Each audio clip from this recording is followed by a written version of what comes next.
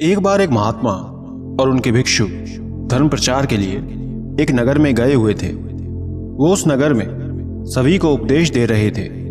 अपने उपदेश के दौरान महात्मा सभी से कहते हैं कि जीवन में सदैव दूसरे की सहायता करनी चाहिए, इससे हमें सुख की अनुभूति होती है। ये सुन एक गांव का व्यक्ति हंसने लगता है।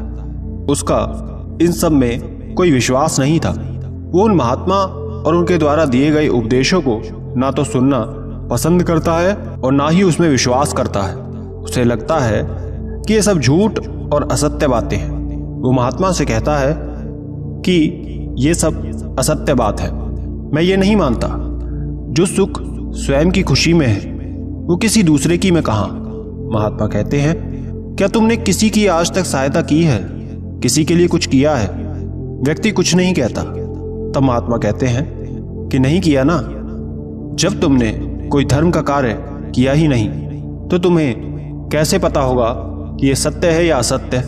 कभी किसी की एक बार सहायता करके तो देखो, उसे खुश करके देखो, फिर तुम्हें अनुभव होगा कि जीवन में दूसरे को खुशी देने में कैसा लगता है। ये सुन सभी के सामने वो व्यक्ति शर्मिंदा हो जाता है।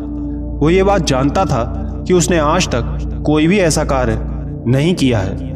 महात्मा सभी को उदाहरण देते हुए एक कथा सुनाते हैं। दोस्तों, कथा में आप खो जाएं उससे पहले ही वीडियो को लाइक और चैनल को सब्सक्राइब कर लीजिए, ताकि ऐसी महत्वपूर्ण जानकारी आपके पास हमेशा पहुंचती रहे। एक बार एक गुरु और उनका एक शिष्य किसी यात्रा से लौट रहे थे। वापस आते समय कुछ जगह से कुछ अनाज मिल जाता है। एक पोटली शिष्य के पास होती है और दूसरी गुरुजी के पास। आधा मार्ग तय करने के बाद वो दोनों मार्ग में भोजन करने के लिए बैठ जाते हैं। सामने एक किसान खेत में काम कर रहा था, वहीं पर उसका हल पीछे रखा होता है। शिष्य काफी शरारती था। उसने सोचा कि क्यों ना किसान को थोड़ा तंग किया जाए। वो यही बात अपने गुरु से भी कहता है कि हमें किसान का हल छुपा देना चाहिए। ये सुन गुरुजी कहते हैं कि उससे क्या होगा? शिष्य कहता है कि बस यूं ही थोड़ा उसे तंग किया जाए। ये सुन गुरुजी कहते हैं, फिर तुम इसकी जगह कुछ और करो। शिष्य पूछता है कि क्या करूं?